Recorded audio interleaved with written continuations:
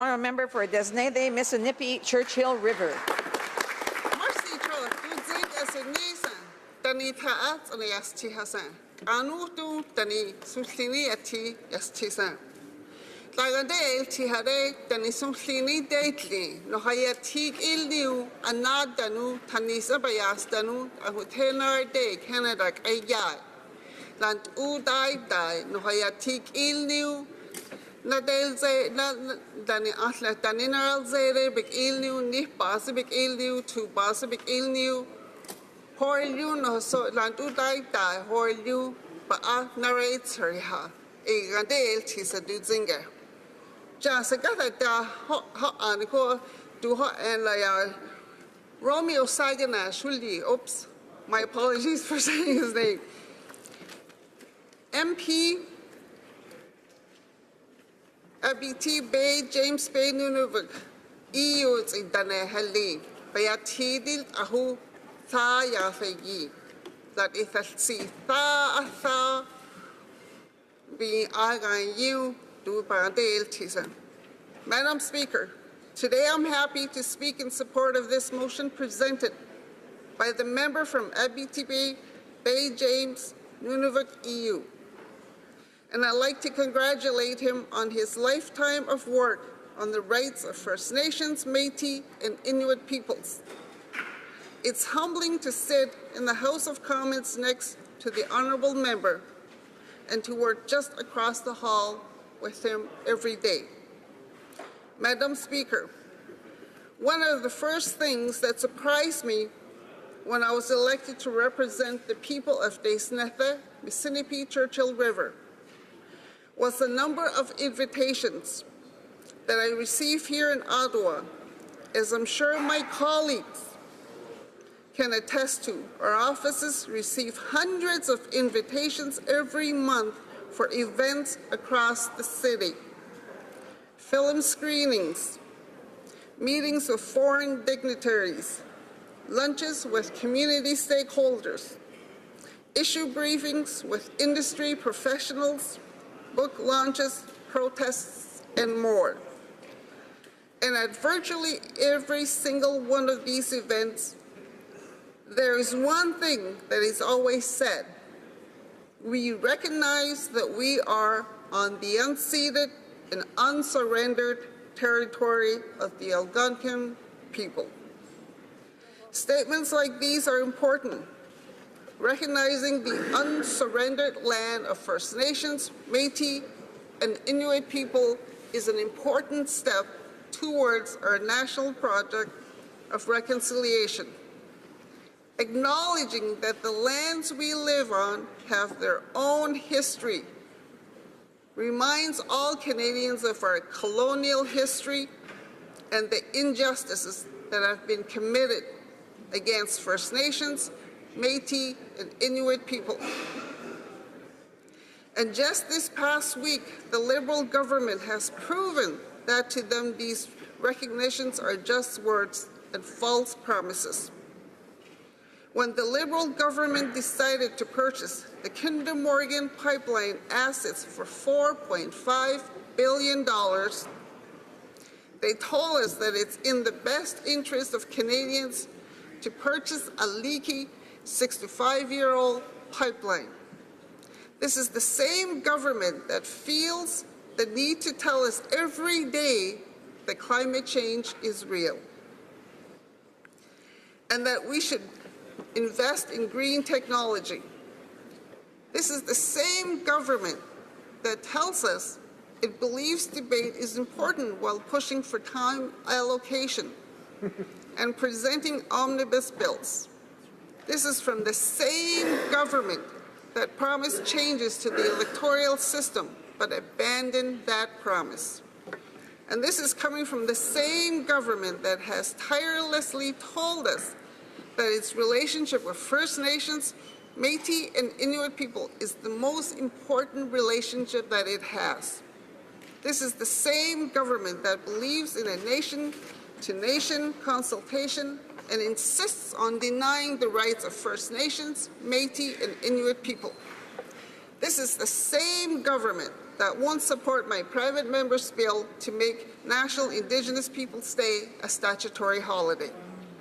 This government is not protecting the rivers and lakes that First Nations, Métis, and Inuit people use every day for hunting, for fishing, and for trapping. First Nations, Métis, and Inuit people believe that water is life, and protecting it from waste, from pollution, and damage is crucial. Nothing about this government's purchase of the pipeline that does any more to protect our land or our water. It's awful that this government thinks it can hide this fact. First Nations, Métis, and Inuit people strongly believe that water is life and they will protect it at all costs. We have heard repeatedly from the Minister of Natural Resources that the Liberals have consulted with 43 First Nations who have given their consent for this project, and that's enough for them to purchase this pipeline and force this project. I think that if this government did its due diligence, it would find that there are far more First Nations, Métis, and Inuit people who are opposed to the pipeline than in support of it. We could go back and forth all day with lists of who supports this pipeline and who opposes it. But today's motion, I believe, is more about the principle than resentment. Madam Speaker, si Danisum Line Heslisa. I'm a Dene woman who comes from northern Saskatchewan. 75% of the people in my riding identify as First Nations or Métis people, and many struggle to find work, affordable housing, access to clean water, or health care that meets their needs. The Kinder Morgan pipeline project doesn't reach my home province, but the decisions that the government has made are felt by the people back home. Too often, I am told that our community lacks the resources to do a number of projects. There's never enough money for clean water, for mental health, for youth programs, or for health care. So it comes as a shock to many of in the north that there is now enough money for pipelines, and people at home have been encouraged by the government's action on UNDRIP and the Indigenous Languages Act. They love to see First Nations issues placed at the highest importance in Ottawa, only to see their hopes for a better future crushed by the news that companies in Texas are more important than them. But not all hope is lost, Madam Speaker. Folks back home regularly tell me how inspired they are by the resilience of the First Nation people in British Columbia. We recognize the importance of the elders guiding against the pipeline, and we are inspired by their stories of resilience and strength to protect the rights of First Nations, Métis, and Inuit people. We recognize the bravery of the First Nations challenging the government in court. We stand firmly with the BC Assembly of First Nations, the Union of BC Indian Chiefs, and the Assembly of First Nations. We raise our voices in support of the protesters on the ground opposing this pipeline. The fight for First Nations, Métis, and Inuit rights has been going on for generations and will continue that fight in the future.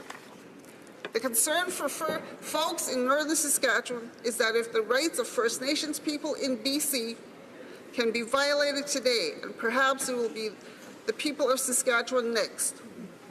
We hear so much about the duty to consult, the idea of free, prior, and informed consent, and how important this is to the Liberal government. But when it comes down to actually getting that consent, the government has shown that words are more important to them than action. We hear from companies all the time about how they have done consultations with First Nations, Métis, and Inuit people. Oftentimes, these consultations are single, 2-hour meetings held in languages and spoken. not by the locals. We know that when documents are signed, the vast majority of First Nations, Métis, and Inuit peoples are uninformed and intentionally excluded. A true consultation with a goal of obtaining free, prior, and informed consent takes time, and First Nations, Métis, and Inuit peoples are the ultimate judges on whether the consultation process has been meaningful.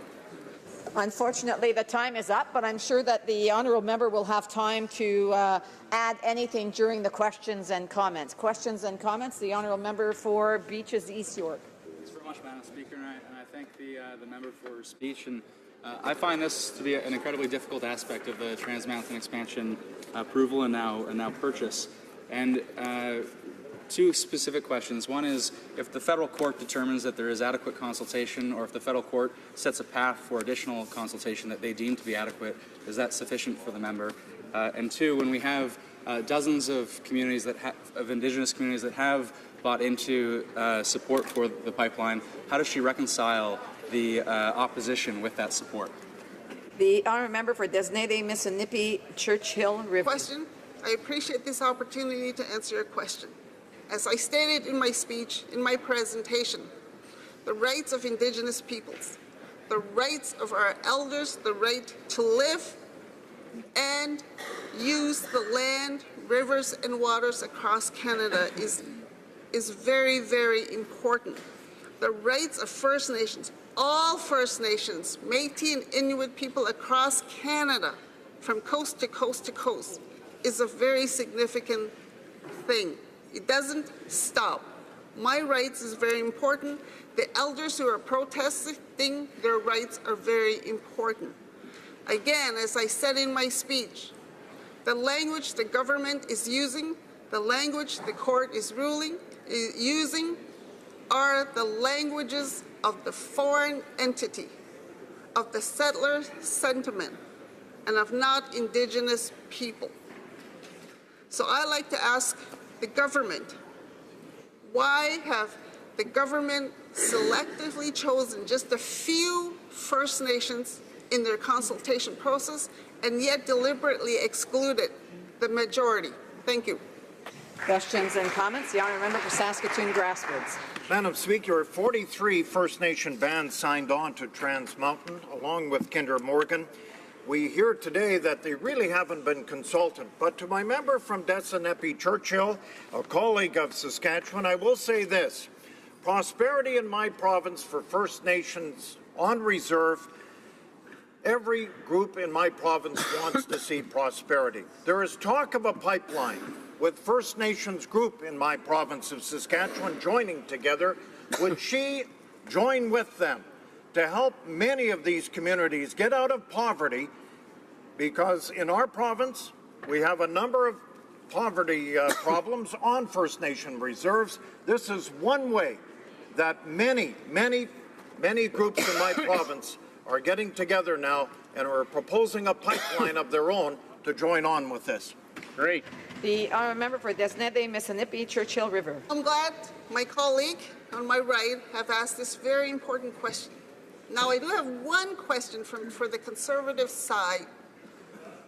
When we were voting on this very, very important bill just the other day here in the House, why are two members of Parliament high-fiving when they voted against the bill?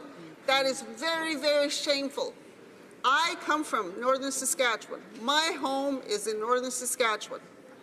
And for years and years, under the Conservative government, both provincially and federally, as well as the Liberal government on the other side, we, the Indigenous people in northern Saskatchewan, the Dene, the Cree, the Michif, the Métis, and everyone else, we've been fighting so hard to be included in the prosperity that his definition that he uses. How come for all these years the North have never been included in the discussions and everything around prosperity and everything else? Thank you. We have time for a very brief question. The honourable member for South Okanagan, West Kootenay. Well, thank you, Madam Speaker, and I'd like to thank my colleague from Northern Saskatchewan for her speech. She always provides such a strong voice for Indigenous peoples here in this place. And I just wanted to ask her quickly what her view on a nation-to-nation relationship, a true nation-to-nation relationship really is, and how that would relate to today's debate. Brief answer from the member from Desnethne, Mississippi, Churchill River. Canada in a day, and not Danun Denisu Klinu, Tanis Abayazu with Hen Nanotsi. Horlu, Bantu, Nahoret only Nohanin Delu. The way for nation to nation as Indigenous people, Cree, Dene, Michif, Inuit, from coast to coast to coast, is to include the elders, the youth, the families, in a setting where we have an opportunity to voice our concerns in our matters. Thank you. Before I open the floor to resuming debate, I just want to remind the speaker that will be coming up that I will